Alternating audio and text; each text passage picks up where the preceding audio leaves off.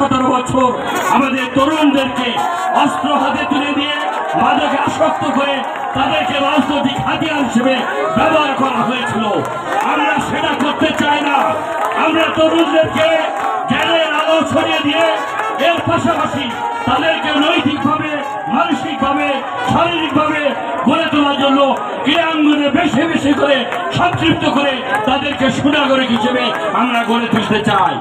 এই কারণে সারা বাংলাদেশে আরাফাত রহমান কোকো ক্রীড়া সংসদের পক্ষ থেকে বিএনপি এই ধরনের খেলা, ক্রীড়া, ক্রিকেট অঙ্গন, ফুটবল বাগেরহাটে গণতন্ত্র জাতীয়বাদকে প্রতিষ্ঠিত করবার জন্য যিনি আমরা জাতীয়তাবাদী দল সব সময় আমরা শান্তি শৃঙ্খলা বিশ্বাসী।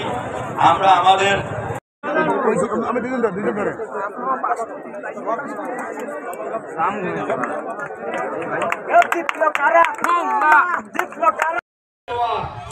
ফেলেছে